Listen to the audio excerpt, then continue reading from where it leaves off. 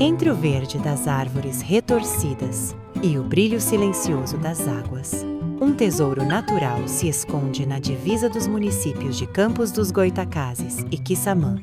É na foz do Canal das Flechas que encontramos o manguezal de Carapeba, um dos ecossistemas mais importantes do litoral norte fluminense.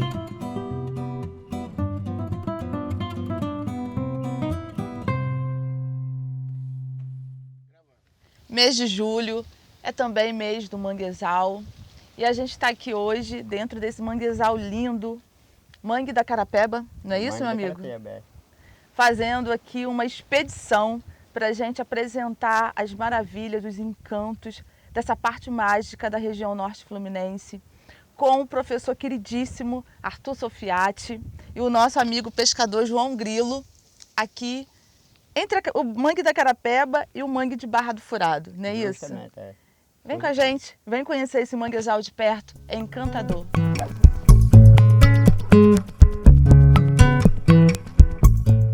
O manguezal é muito mais do que uma paisagem bonita. Ele funciona como uma barreira natural contra a erosão marinha, regula o ciclo das águas e serve de berçário para inúmeras espécies. Aqui, árvores como o mangue vermelho sustentam um delicado equilíbrio entre a terra e o mar, enquanto caranguejos, moluscos, aves e peixes encontram refúgio e alimento. Quando eu vim para cá com 15 anos, aqui tinha uns 100 a 200 mudas de mangue, os pezinhos de mangue. Você vê que no decorrer desse tempo para cá, hoje eu estou com 60, eu vou fazer 66 anos. Você vê o manguezal que está aí. Esse mangue vermelho, o branco, a semente dele, ela viaja nas marés.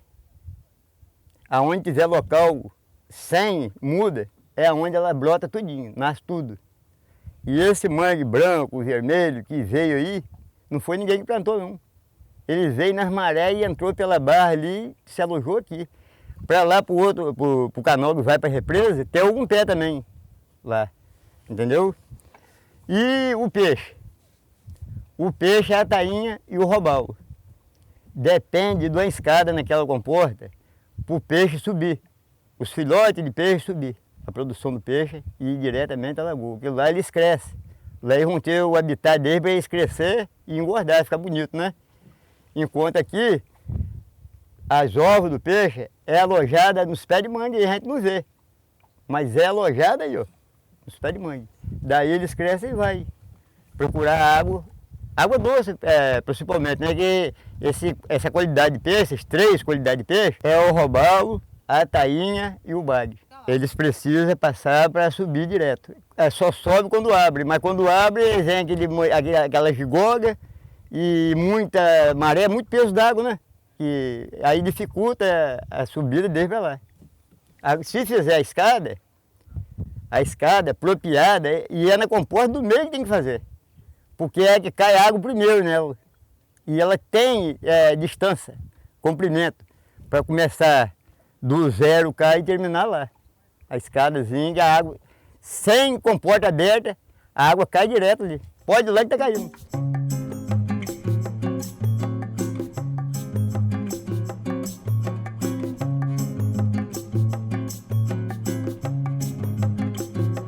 A minha relação com a área de manguezal em Quissamã, ela começa com as pescadoras de Barra do Furado.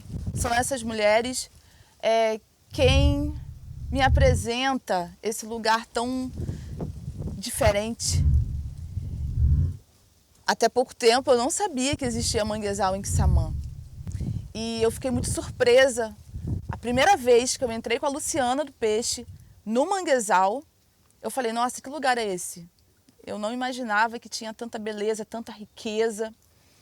E a partir daquele primeiro contato, eu me apaixonei. E uma das fontes assim que eu sempre recorro, toda vez que eu tenho uma dúvida, que chega uma informação diferente, é o professor Arthur Sofiati, porque ele está nessa militância, né, pela vida dos manguezais há muitos anos e tem muita coisa boa para ensinar. Nesse projeto com as pescadoras, que a gente busca entender o nosso ecossistema, entender que Quissamã é essa que a gente quer cuidar, Quando eu olho para essa área de manguezal, eu falo, meu Deus, por que que isso ainda não está nas escolas para as nossas crianças? Por que que isso ainda não está nas principais pautas de melhor cuidado, de formas de preservação da nossa cidade? Porque isso é riqueza econômica, isso mexe com o turismo, é cadeia produtiva de qualidade. E a gente está falando sobre coisas que estão aí na pauta do mundo, que é emergência climática, segurança alimentar, qualidade de vida para as mulheres, porque o ecofeminismo a gente precisa debater, a gente precisa trazer para a nossa realidade. Quem são essas mulheres de Quissamã que tiram seu sustento da pesca? Quem são essas pessoas? São mulheres especiais que lutam, que trabalham e que guardam muitos saberes. Então está aqui hoje nessa área de manguezal, mês de julho, para falar desse lugar muito, muito encantador. Para mim está sendo um grande presente.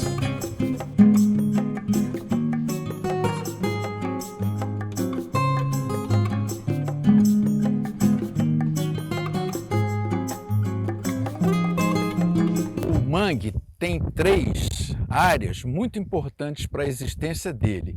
Primeiro é essa área aqui que a gente chama de apicum, quer dizer, que não tem uma árvore de mangue sequer. É uma área que tem muita salinidade, que as marés de 15 em 15 dias conseguem alcançar, e exatamente por essa concentração de sal, as plantas de mangue não crescem, mas podem crescer algum dia. Então é importante preservar também essa área, porque ela é responsável, em parte, pelo vigor do manguezal e pela fauna, pelos animais que habitam o manguezal e que são motivo de uma economia pesqueira, uma economia extrativista importante para as pessoas que vivem no mangue. A segunda parte é o bosque do manguezal, que está aqui, né, que está aqui na nossa frente, que são essas plantas todas que formam o manguezal. São 3 espécies básicas para o manguezal na nossa região. O mangue branco, que é o mais comum, o mangue vermelho e o mangue preto, numa espécie que vai até o rio Macaé, não passa para baixo, que é a espécie, não vou precisar dizer o nome científico. E a terceira área é o que a gente chama de lavado, é exatamente a área que a gente navega no manguezal. Então isso é fundamental para que o manguezal seja saudável, tenha saúde e tenha uma produtividade. Quando eu visitei esse manguezal pela primeira vez, lá na década de 90, ele tinha poucas espécies, só tinha o mangue branco, basicamente, só o mangue branco, que é o que resiste mais. Tanto é assim que o mangue é um mangue dá em zona tropical, em foz de rio, né? Aqui nós temos o rio Furado, o canal das Flechas, que funciona como um rio. Então ele vai até Santa Catarina. Em Santa Catarina a gente só encontra o mangue branco. Então aqui havia só o mangue branco. Quando plantaram 5 mudinhos de mangue do outro lado do canal, era mangue branco também. Esse daí cresceu bem. Mas eu estou achando agora que existem as outras 2 espécies aparecendo em vários pontos do mangue. Está enriquecendo o manguezal. E eu estou muito contente com isso, diante do que eu estou vendo, porque depois que foram construídos esses espigões, houve o barramento da areia que vinha de Quissamã para Campos, e o mar estava avançando, e o mar estava salinizando o manguezal todo, e essa salinização em excesso, a gente sempre faz essa confusão, né? Mangue gosta de água salgada, depende, até certo ponto. Se tem sal demais, ele não aguenta. Então ele está aguentando porque a salinidade não está tão alta assim como a gente pensa, né? As raízes vão para baixo, de planta, qualquer planta, vão para o fundo, né? Essa aqui tem raiz que vai para o fundo para buscar alimento e tem raiz que vem para cima para buscar ar. E essas raízes a gente chama de pneumatófora, mas não precisa dar esse nome tão complicado. Quando a água sobe, elas fecham. Mas o sal já entrou, então ela solta o sal pela folha. Professor, essa espécie aí é qual? O nome científico dela é Avicennia germinas, mas o nome popular é siribeira, mangue preto, siriúba, tem vários nomes nativos. No Nordeste, quando os europeus chegaram aqui, encontraram os índios usando essas... Botava 3 folhinhas dessa num caldo, num pirão, para salgar. Isso serve de tempero. Ah, então os nossos povos originários dessa região já utilizavam sal na comida? Provavelmente sim, mas o sal não era tirado do mar, né? Era tirado de plantas. Porque aquela planta que a gente experimentou lá no Apicum também é bem salgada. Também é salgada. Então eles sabiam que... Olha, os povos nativos conheciam a natureza muito melhor do que nós. Quantas espécies de abelha vocês identificam? Com ferrão e a sem ferrão. A com ferrão e sem ferrão. Aqui no Brasil não havia com ferrão. A com ferrão veio da Europa e da África e cruzaram, deu abelha africanizada.